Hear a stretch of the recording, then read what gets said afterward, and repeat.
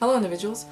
I wanted to make this video for, I want to say about a year now, but because it's such a heavy topic, I wasn't comfortable enough to talk about it, and I don't know how comfortable I am to talk about this either. So this is scary because I'm in a really good place right now and I don't want to like ruin everything. So I'm gonna record until I'm gonna talk about things, and once I feel like it gets too much, I'm gonna stop. So, and the reason why I figured this might be the right time to talk about things, to talk about this specific topic, is because in my creative writing class, we're doing memoirs, and my memoir is about my time in the psych hospital. So, yeah, but I'm not talking about the reason why I was there, and I figure this could be an interesting topic to talk about on my channel. Because I've spoken about mental illnesses before, spoken about my mental illnesses before, about my depression, my anxiety, but I didn't, and I think I might have briefly mentioned that I had like tried to kill myself once. I mean, I've tried, I've like thought about it multiple times and I've had plans more than once, but my biggest like attempt, and the one that like had landed me in the hospital, that's something that I haven't really spoken about to anyone, and that I haven't spoken about in a long time. So, okay, this was 2013, March, it's like this month, and so I was depressed for a while. I'm usually depressed around March, actually, like this is the time that I'm depressed around, but because I'm on pills, I don't feel that, and you have no idea how happy it makes me that like for once I can like think clearly and I'm not bogged down by this like cloud of depression. But yeah, so I was depressed around that time, and my friends knew that, and I would often talk about like ending myself, and like I don't think they took me seriously enough, so we would like, I would talk about my plans, and I think it's because we were just all so mentally ill that we didn't really think that anybody would try to do anything. I didn't think I was going to try to do anything.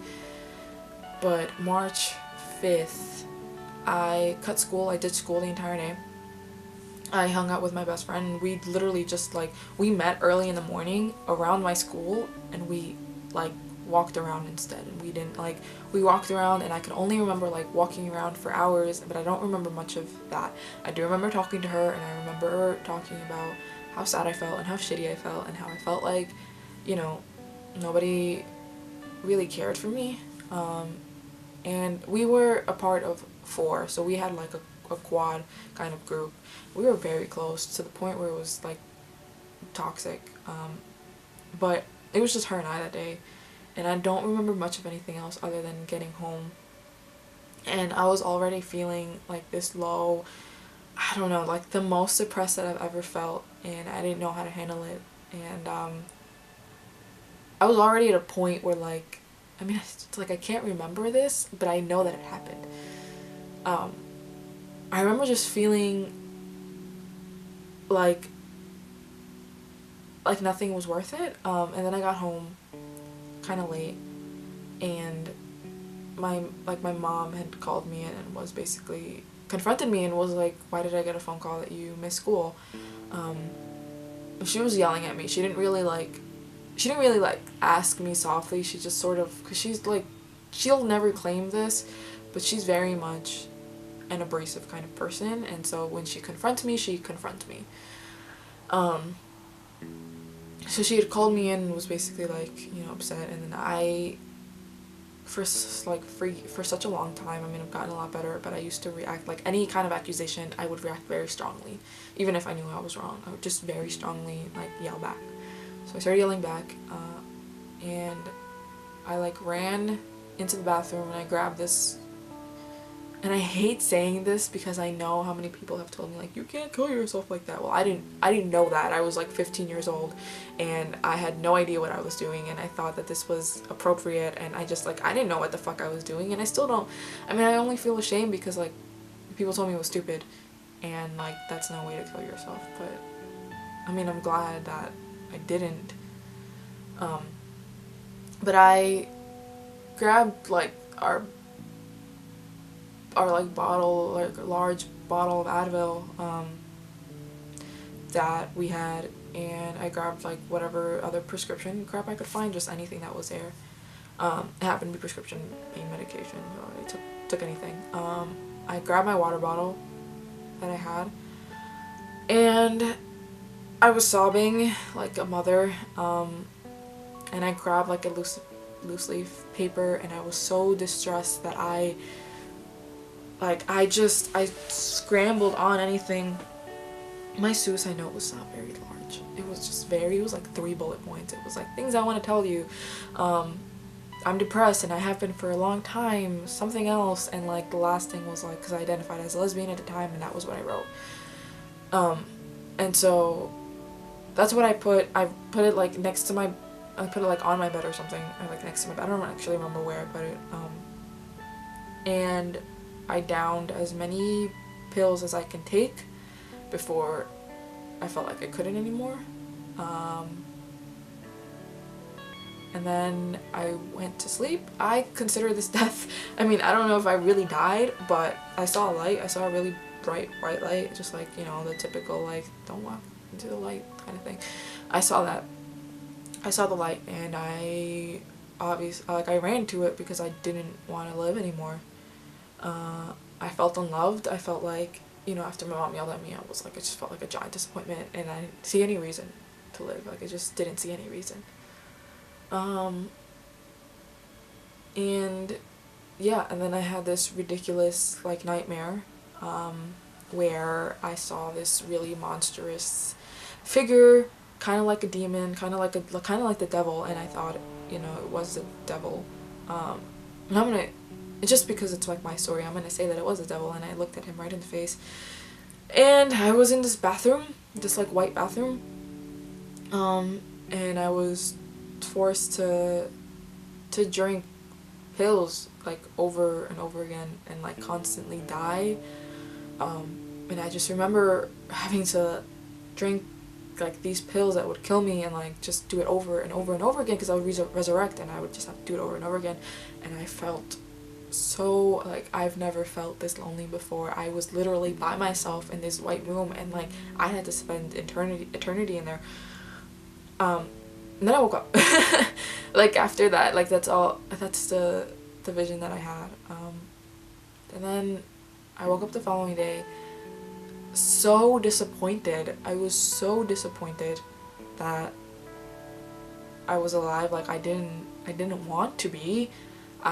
You know, I tried to end myself that day, and I had to pretend like nothing happened, and I looked like total shit that day. I was like, but I tried like pretending not to. I like washed my face. I tried like going about my day, and I went to class, and then I started, yeah, so I went to class. I don't remember talking to my mom that morning. I think I might have avoided her. I don't think I ate that morning either. I hadn't been eating for a while anyway, because oftentimes like when I was depressed, I either eat too much or I don't eat at all. And so I wasn't eating, so I don't remember eating breakfast. I actually don't remember that morning. I do remember being in school, and I remember being in my math class and just starting to shake, and I like uncontrollable shaking, and I didn't know why, and I didn't know if it was the pills that were affecting me. Like I had no idea what the hell was happening, and I thought my body was reacting to things. And my teacher like looked at me and she was like, "Are you okay?" And I was like, "No," but like I didn't want to see a nurse, because I literally tried to end myself that night, and I couldn't say, you know, I tried to kill myself because I didn't want to get in trouble for anything. And so I didn't stop shaking. And then I saw my friend. I don't remember how the hell I saw them. I think it's because we used to meet up before my chorus class, and I had that math class right before my chorus class. And I let them know what happened. And I let them know what happened. And obviously they were worried, and I just couldn't stop shaking. Like I just couldn't stop, and so I was like, I'm gonna go to the nurse. And I went to the nurse, and I sat down. I remember sitting down somewhere, but I don't remember much of anything else, but I remember sitting, and they would ask me like what it was, and I didn't know, and I didn't have an answer to that, because I also didn't want to give them an answer. And then these like grown-ups, these adults walked in. The AP, the assistant principal of the guidance, and somebody else. and like the assistant principal of like safety or some shit. They walked in and they like, I was like crying at this point because I didn't, you know, I was just a mess. And they had asked me, like, I don't remember how the hell it happened, but I know that they were basically like, we know what you tried to do, you know, and I just can't remember much of that, but I just remember sort of like being, not confronted, but like being spoken to. And then they had asked if I had any pills with me, and I said no, because I didn't carry that around, because if I wanted to kill myself, it'd be in the comfort of my own bed. And they checked they asked me if I could search my bag, and I couldn't say anything else except for yes, so I gave them consent to search my bag. And they found, and I know that there was part of me that wanted to be saved. And that's the reason why I consented, because there was something in that bag that I didn't want, like I knew I wasn't gonna be, you know, good to myself. And they searched my bag, and they like told me that they had found a knife, and I like assured them that I carried it for self-harm, not for harming anybody else. And they took it away from me, obviously, because it's a weapon. And I was in high school. And everything else sort of became a blur. They sent someone, he worked in like this, like he was like a technician in the school or some shit. They sent him because the nurses were little shits, and they should have gone with me, but they didn't go. They had called an ambulance, and I was escorted. Oh god, and I just remember being like escorted onto this elevator, right? It's one of the like faculty elevators, and people looking at me, and I mean, it was in between a class, so like no one was really out, but if anybody was in the hall or like the classroom that was by the elevator, like people kept looking at me. And I mean, obviously because I was like sobbing and I was like surrounded by these faculty members, and I was embarrassed, but I was just so distressed. Like I had no idea what the fuck was gonna happen. I just didn't want my parents to be called, but they were, and I was told that. And we got to the hospital, and I was put on IV. I still had my phone at the time. I had all of my things. I had my backpack and everything. And this guy, well, before I got there, when I was on the ambulance, I like remember like looking out at the back window of the ambulance. I had no idea where the fuck we were going. Turns out they sent me to the hospital closest to me. And he became my friend for a while, because he was actually like this comical guy, and he like would talk to me. And he tried making light of the whole thing, but I was so out of it. But I remember like looking out the back window of the ambulance, and that's all I've got. And then when we were in the hospital, I had all my stuff with me. They put an IV on me. First time I ever had an IV. They put it on my left arm because I wanted my right arm to write, and so I wrote poem that I will share. Oh god, okay.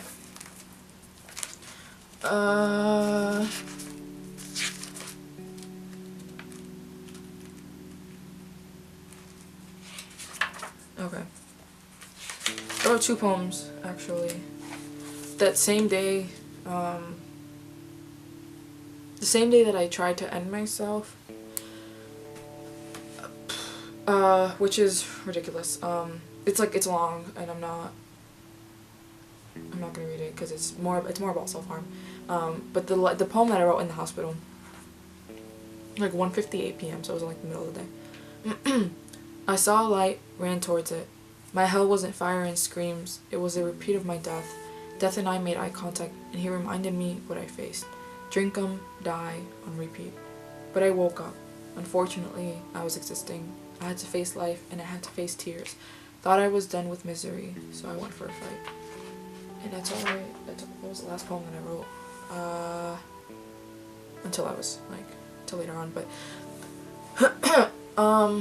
yeah, so I wrote that, And that's all I managed to write. And I checked my email, and I was in love at the time. And that person I was in love with, unrequitedly, had emailed me to check in on me, and I just felt like this moment of grace, and like someone cared for me. The person that I cared for the most cared for me, checked in on me. And I told her I was in the hospital, but I couldn't tell her what it was for because it was too long of a story, too personal to do it over email. And I told her I was in the hospital, and I wasn't sure when I was gonna get back. And what felt like such a long time, because I was there for hours, my mom and my sister came to pick me up, and my mom, she tries to hide things from my dad, because he kind of has a strong react to things. So she didn't want to tell him what happened. And yeah, so she had asked me why I tried to do it, because I told her, obviously, and she was trying to figure out, she was trying to gauge what it was, and she had asked me if I was in love. I don't know, which bothered me about like this whole thing, not that this is relevant, but like people kept asking me about this and kept assuming that I killed myself for a boy, and I was like, first of all, I don't even like them. Second of all, like I would never, like I found that foolish. I mean, not to shame anybody who would do that, but I found it foolish. Like I would never kill myself for somebody else. I killed myself because I was sad as shit. Not the point. She asked me if I was in love. I told her yes. She asked me if it was a guy, and I told her no, and she asked me if it was a girl, and I told her yes, and she had asked me why. She was literally like, why? You know, why do you think this? Why do you think that you're like this? Oh, that was awkward. But I don't remember much of anything else. I just remember being like late at night at this point, maybe like, I want to say 8 or past 8. And she was trying to make sure that I wasn't like hospitalized. And I also didn't want to be, but I knew part of me, like, I was going to try it again. If they let me go, I was going to try it again. I was not happy, and I didn't want to live. That's the reason why I tried to do it, because I didn't want to live. And she was like, she had begged them and was basically like, I'll supervise them, you know, we'll watch over them so they can't do it again. But it was mandatory because all suicide attempt cases you have to be hospitalized for 72 hours. So it was mandatory. And so they were calling, it was late at night, so they were calling any hospital to find like any place that had availability and had a bed for me. And they finally found one after so long of calling, and my mom had to tell my dad. Also, because when she went home, since he didn't know what the fuck was happening. She wasn't home. My room was a mess, and he went in there and he found my note. This is the thing that I found out later. He found my note, and he asked her about it and was like, you know, what does this mean? And she told him that it was a phase. But aside from that, so he met them, I think. I remember being put in the hospital, on the, like, I don't remember what it's called, that like bed thing that they like strap you in. And I thought that the nurse carrying me was hot. I was like upset about it because I was like, I look like shit. My eyes were swollen because I was crying like for days. And we got to the psych hospital. And I remember like little moments, like having to bend over so they can check to see if I had any weapons or anything like up my ass. They had to check everything for me, and they found my lighter, which was also weird because I carried my lighter in my pocket, so that's why the faculty didn't find it. And they like had to give it to my parents, and I went with them when they gave it to my parents. My dad was like, "Why do you have a lighter?" And so I didn't smoke at the time, so obviously I told him the truth because I thought maybe this is time for me to come out with the truth. From now on, I'm gonna come out to them and I'm gonna just lay it all out. Okay, so my camera stopped recording because I didn't realize I went overtime. So I'm gonna jump back into what I was saying. So I wanted to lay it all out for them. And yeah, so we sat in his room together and they signed paperwork to sign me into the hospital, because I was a minor. Yeah, and then I was in the hospital, which it's like own story. But I like, oh God, it's so weird because I just talked about this and then I started crying and then I gotta like repeat the whole thing. I had felt so lonely and so unloved. I called my best friend that night when I tried to end myself, and like I kept calling her and she didn't pick up, and so I thought, I don't know, like I just thought nobody cared. The only people who I've like spoken to really about this has been like my last therapist, my parents sort of,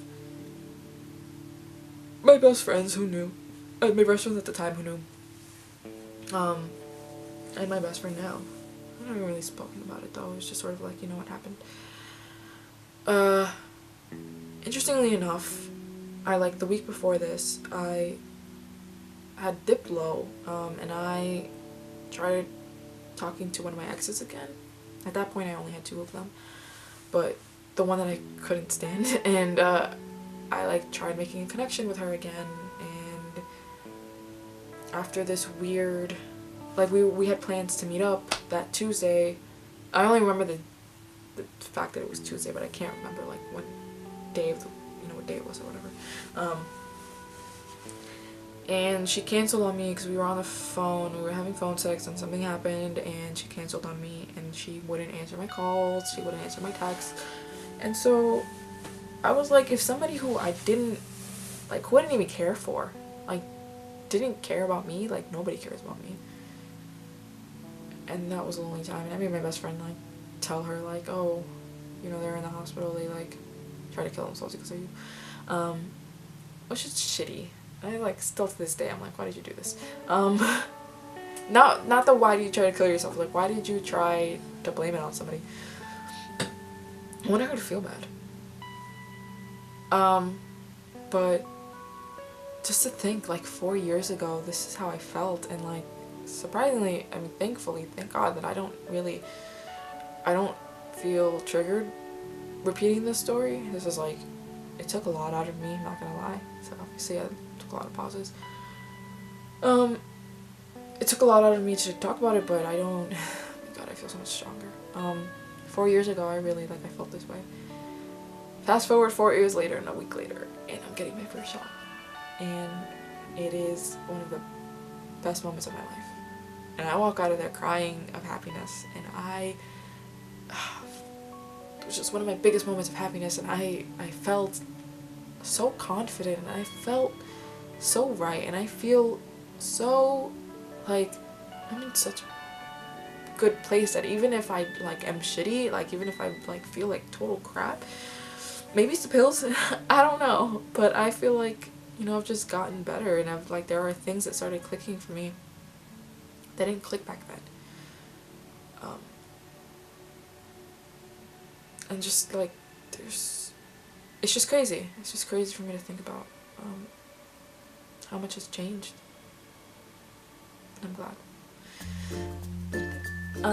Yeah. So, if you've watched this extraordinarily long video all the way up to here, thank you so much. That was so personal for me. I put myself out there. If you subscribe, like or comment, and you can give an individual their wings, and if you subscribe, you can join my wings family. And who doesn't want to fly? And until next video, bye.